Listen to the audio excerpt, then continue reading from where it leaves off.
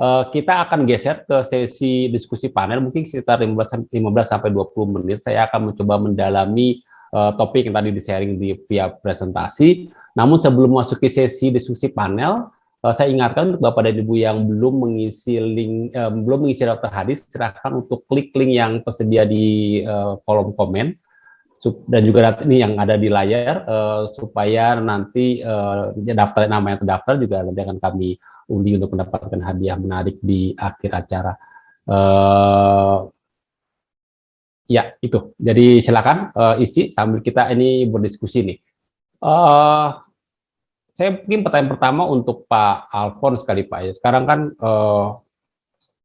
sekarang seperti saya gitu di kantor kan lebih banyak work from home gitu. Apakah konsep kerja work from home seperti ini tuh semakin memudahkan serangan ransomware tersebut Pak? Karena saya ngebayang ada surface area, surface attack yang semakin besar gitu dari orang yang kerja di rumah gitu.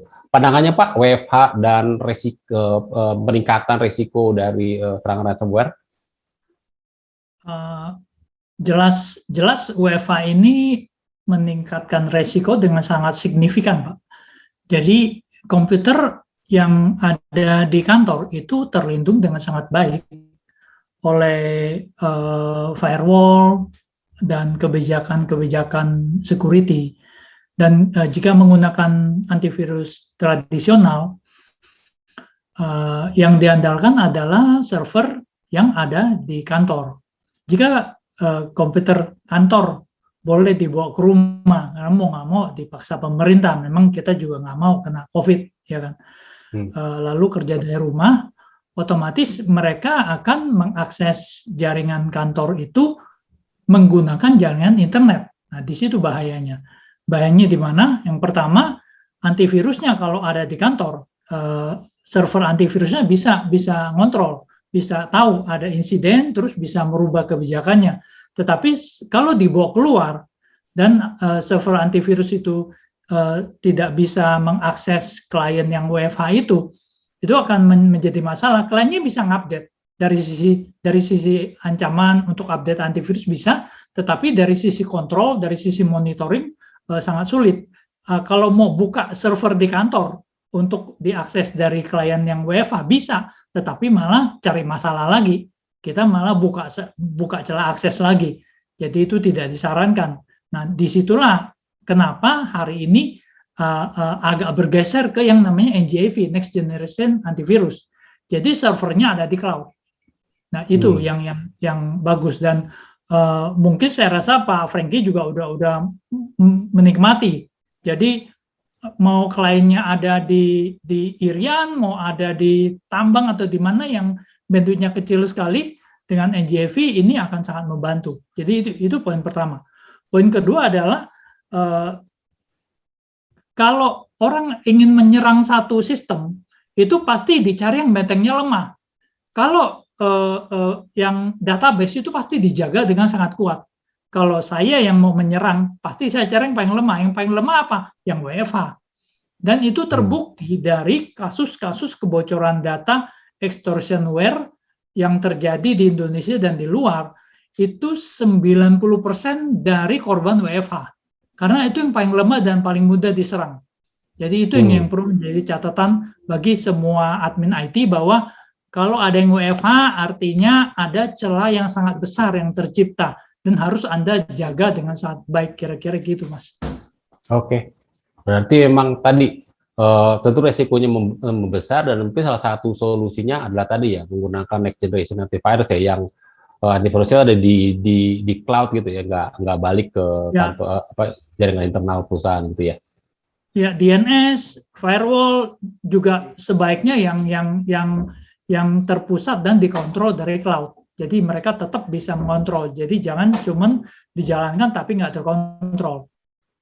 Oke, nah tadi ngomongin people nih, yaitu kan ya ada email menarik dikit, klik gitu. Nah, kalau Pak Franky Pak, selama ini gitu Pak edukasi people-nya gitu untuk ya udah jangan kan kita bisa bilang lah, jangan klik email sembarangan gitu. Tapi tetap aja kan kadang-kadang khilaf gitu ya karyawan. Gimana tuh Pak? Iya, selama ini dibangun edukasi kepada karyawan gitu dari Sampurnagro. iya. Kuncinya kita jangan pernah capek gitu ya edukasi user karena memang ini harus terus menerus gitu ya. Nah biasanya gimana? Mungkin user juga kalau kita ngadain training sering-sering kan bosen juga gitu ya. Jadi salah satu caranya ya kita kirimkan seperti security awareness tiap minggu itu kita broadcast lewat email. Jadi ke all user. Jadi contoh misalnya, sekarang lagi rame ini nih, jangan klik ya. Kalau ada email, even itu emailnya mungkin dari legitimate sender gitu ya, mungkin emailnya saya Frankie gitu, dikirimnya dari Frankie gitu, karena banyak sekarang phishing email itu mengatasnamakan orang gitu, padahal sebetulnya hanya aliasing, sebetulnya emailnya itu aslinya bukan itu sendernya gitu kan. Nah, orang begitu lihat udah, oh ini Frankie nih, kirim link, udah pastilah terpercaya gitu kan. Mereka kadang-kadang klik gitu ya. Nah ini challenge-nya gitu, kita harus terus ingetin user, baik itu lewat media, baik itu lewat, kalau kita punya portal di corporate gitu ya, lewat portal, lewat email, atau lewat training gitu ya, mungkin kalau training 3 bulan sekali atau 6 bulan sekali, ini mesti dilakukan, dan ini harus terus-menerus Pak, gitu ya, karena virusnya juga variannya baru terus gitu kan, berkembang terus ya, kita juga harus ingetin terus ke user. Menarik seperti itu Pak Wisnu. Oke. Tapi kalau di sisi endpoint-nya sendiri itu Pak, tadi kan juga harus dilindungi seperti itu Pak ya. Berarti bagaimana cara melindunginya Pak? Maksudnya apakah patch-nya juga dikirim langsung apa? Kalau belum di patch dengan patch terbaru nggak bisa masuk network. Apakah ada secara teknis? Apakah ada langkah-langkah seperti itu Pak untuk melindungi end user atau endpoint yang ada di end user?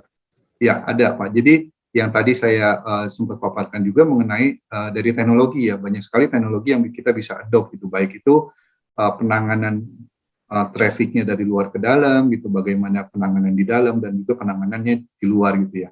Kita punya namanya endpoint detect and respond gitu di dalam, kita juga punya visibility. Kemudian mungkin yang baru-baru ini yang banyak berkembang juga, kita punya namanya privilege access management gitu ya. Jadi aksesnya juga dikontrol oleh sistem gitu kan. Kemudian di luar kita juga harus punya semacam DNS security gitu kan. Jadi ya mau nggak mau kita butuh bantuan teknologi juga Pak, baik itu di internal, eksternal, atau di gateway-nya sendiri. Seperti itu Pak Wisnu. Oke, terima kasih Pak Franky. Nah sekarang geser ke Pak Victor. Tadi saya tertarik tuh kayak insider threat tuh. Ya tadi kan ada juga orang yang nggak sengaja ngeklik atau emang tidak ada niat buruk, tapi ya mungkin juga ada orang yang berniat buruk. Tadi kalau misalnya ada insider threat Pak, coba untuk menyusupi ransomware ke jaringan. Apakah tadi 4 stage yang tadi juga akan terjadi atau emang langsung skip ke konteks CNC atau langsung menyebar kemana-mana Pak? Bisa digambarkan Pak kalau mode serangan insider threat dan bagaimana solusinya Pak? Pak Victor, silakan Pak Victor. Ya, oke, baik Pak. Jadi kalau kita lihat mekanisme secara umum, Pak, dari yang tadi saya sampaikan, dari tahap infection, kemudian adanya komunikasi ke CNC, eksploitasi sampai kepada lateral propagasinya, itu adalah hal umum yang sering kali terjadi. Nah, cuman memang ada yang kita sebut sebagai post attack-nya, di mana kadang-kadang proses yang terjadi setelah kita mencoba untuk recovery sistem dan berjalan sampai normal, kemudian kita menganggap itu sudah selesai sampai di saat itu. Tetapi pada dasarnya ada juga kemungkinan atau bahkan residu attack yang sebenarnya eksis di dalam, dia juga bisa melakukan berbagai macam pembelajaran terhadap berbagai environment yang ada.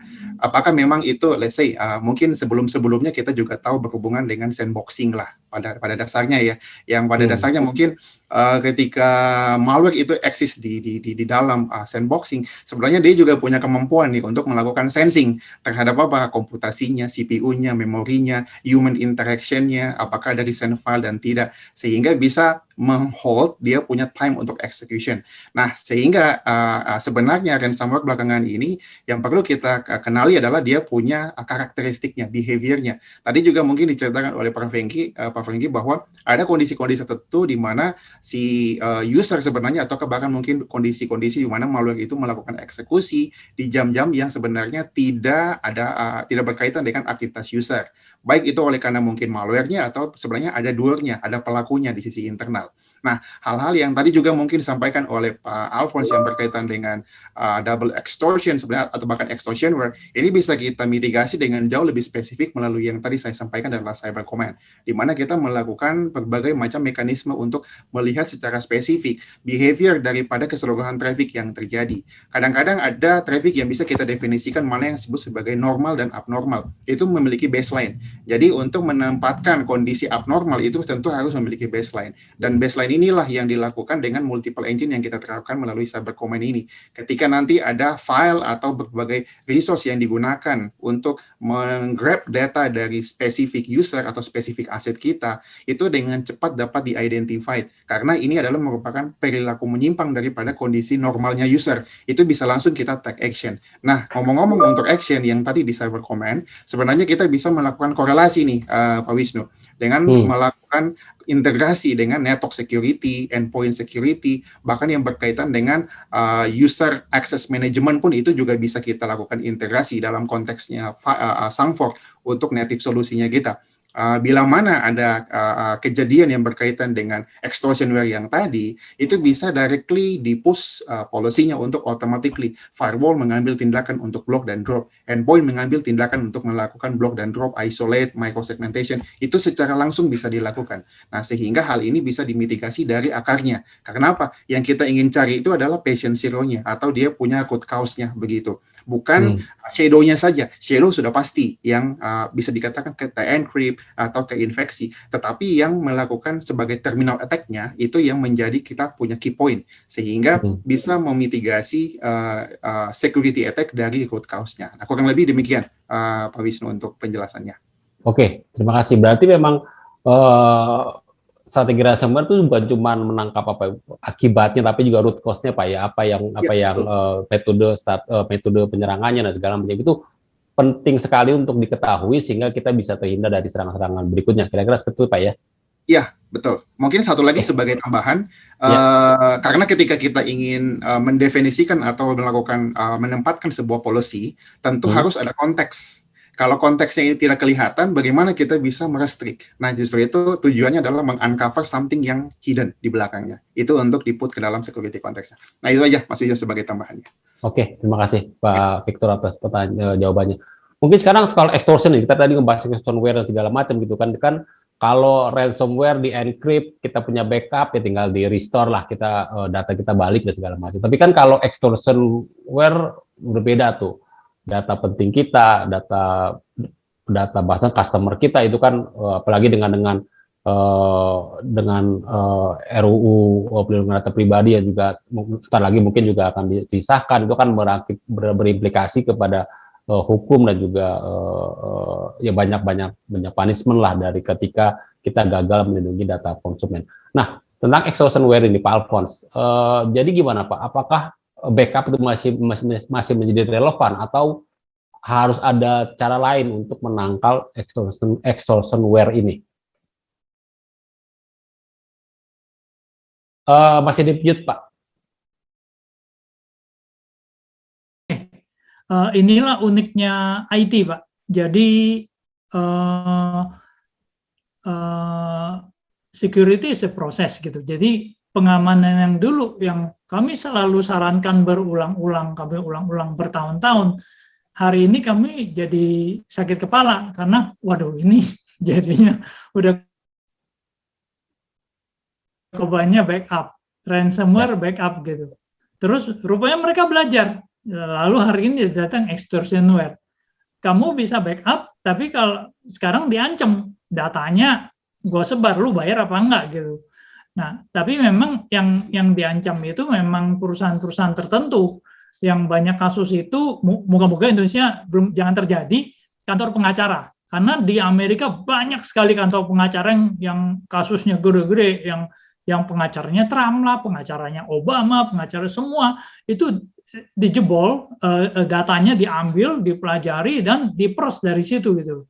Ada satu keluarga yang kaya raya, yang ada hubungan dengan Jennifer Lawrence atau apa, mereka diperes nggak mau dikeluarin foto bugilnya ya, karena di dalam file dia ada foto bugil anaknya dan apa, jadi sudah sampai ke sana gitu. Nah, lalu bagaimana hubungan dengan kalau terjadi di perusahaan kita di Indonesia? Mungkin sasarannya memang enterprise yang cukup besar atau perusahaan yang memiliki data sensitif seperti kantor pengacara atau misalnya perusahaan farmasi yang mempunyai trade secret yang nggak boleh bocor gitu. Nah, saran saya ya itu hadapi ransomware dengan ransomware gitu.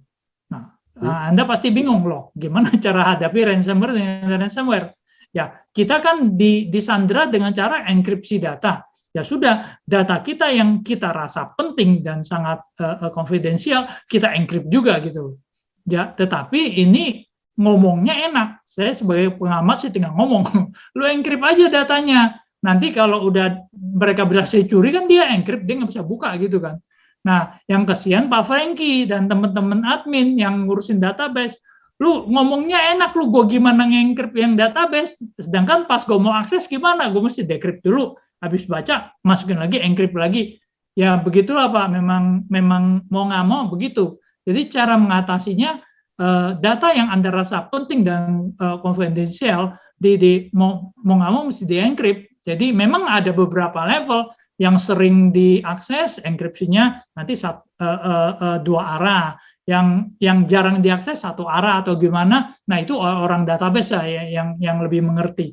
Tapi memang solusinya itu. Jadi kalau untuk menghadapi extortionware selain backup itu untuk hadapi ransomware.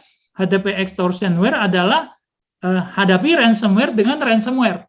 Jadi encrypt data Anda yang Anda rasa penting. Kalau nggak terlalu penting ya itulah mungkin relain aja gitu kan nanti resource-nya kan gede ya, butuh satu server untuk nanganin private key, public key, butuh satu server untuk encrypt dan decrypt. Kira-kira itu Mas Wisnu. Oke.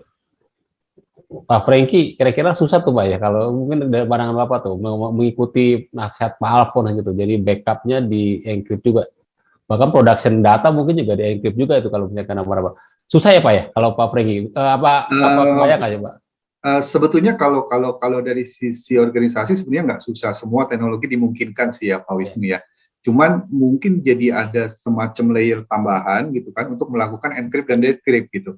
Dan ini akan jadi impact-nya ke performance gitu ya. Sedangkan kita tahu sekarang apalagi dengan kondisi Sampurna Agro yang usernya tersebar gitu ya di seluruh Indonesia, yang infrastrukturnya itu yang mungkin kalau di daerah-daerah terpencil mau nggak mau kita pakai satelit gitu ya Pak ya, yang bandwidth-nya kecil gitu. Performance itu akan jadi isu gitu ya. Jadi udah yang nggak di encrypt aja kita aksesnya lama, apalagi yang di encrypt gitu ya nanti ya. Kurang lebih kan seperti itu. Tapi kalau dari sisi teknologi semua dimungkinkan sih Pak. Oke. Kalau Pak Victor Pak ada masukan untuk apa soal itu Pak? Bagaimana menghadapi extortionware gitu Pak? Apakah memang tadi seperti data di backup atau ada pendekatan lain dari Sangfor gitu menghadapi extortionware ini? Ya, betul Pak. Jadi untuk extortionware ini sebenarnya kita juga melakukan mitigasi itu dari internal yang berkaitan dengan yang tadi saya sampaikan yang disebut sebagai cyber command, atau juga bahkan secara tren teknologi sekarang disebutkan sebagai network detection dan response. Nah, ketika kita mendeteksi misalnya let's say seperti tadi, ketika ada proses encrypt yang sudah terjadi, let's say itu untuk ransomware proteksi, tapi kemudian dia melakukan yang disebut sebagai double extortion, artinya ada informasi dengan jumlah besaran tertentu yang nantinya itu akan diabsorb dari internal menuju ke eksternal. Nah, di saat itulah sebenarnya kita bisa mendeteksi dengan jauh lebih spesifik kondisi ini sebagai diklasifikasikan sebagai sebuah kondisi yang abnormal. Lantas itu terjemahkan dalam sebuah action. Nah, action ini yang tadi saya sampaikan adalah merupakan salah satu proses yang bisa kita tempuh dengan otomasi proses. Ketika platform intelligent threat detection ini mendeteksi adanya abnormali, karena itu pasti akan dimasukkan dalam konteks abnormali, maka action berikutnya adalah security dalam konteks endpoint maupun dalam konteks security gateway, mungkin firewall, itu bisa mengambil perannya masing-masing. Misalnya firewall bisa melakukan correlated block terhadap spesifik host atau mungkin spesifik user yang ada di sisi internal.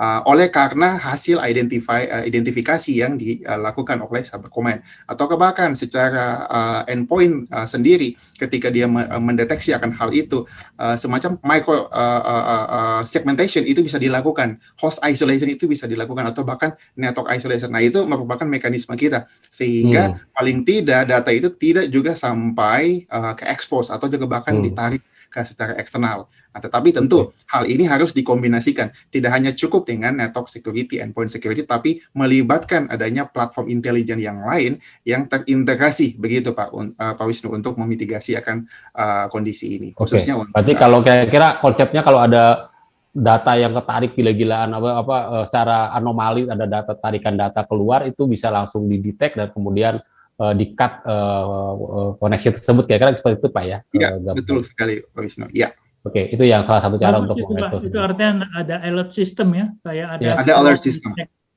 Apa. Betul. Oke, jadi langsung ke cut gitu. Oke, saya kayaknya kalau kelamaan nih kita ada kita seharusnya sudah masuk sesi Q&A, tapi sesi Q&A. Tapi saya pertanyaan terakhir nih untuk Pak Victor sebelum kita menjawab pertanyaan yang kayaknya udah banyak banget nih. Kalau udah terlanjur menjadi korban, Pak, apa saja yang harus dilakukan? Singkat aja, Pak. Baik. Oke, anggaplah kalau sebenarnya sudah jadi korban. Tadi di slide terakhir saya itu berkaitan dengan yang di Sangfo kita sebutnya sebagai insiden respon. Nah, artinya sudah menjadi korban, artinya attack sudah terjadi, enkripsi sudah terjadi. Jadi minimal ada 4 hal yang tadi dikemukakan. Yang pertama yaitu minimal kita mengidentify terlebih dahulu siapa sebagai poison hostnya begitu. Kemudian melakukan analisis terhadap sistem yang di-encrypt, file yang di-encrypt, pada jam berapa, entry point-nya dari mana. Nah, kemudian kita melakukan containment terhadap virus, locate virus dan melakukan containment. Itu paling penting. Jadi melihat dari mana directory-nya, file sistemnya, extension-nya seperti bagaimana. Berikutnya yang ketiga kita lakukan adalah menganalisis berdasarkan dia punya ransomware family dulu begitu. Karena memang ada kecenderungan hal-hal yang bisa kita lakukan ketika mendeteksi atau mengenali klasifikasi daripada ransomware ini. Ada upaya sebenarnya untuk melakukan proses decrypt. Tetapi kembali lagi itu akan dilihat daripada apakah telah tersedia dia punya public key decryptor atau tidak. Tetapi kalaupun tidak, minimal proses keempat yang kita lakukan adalah trace dan block source attack-nya. Itu terlebih dahulu. Biar apa? Dia tidak secara keseluruhan mengencrypt 100% host-nya atau bahkan network secara keseluruhan.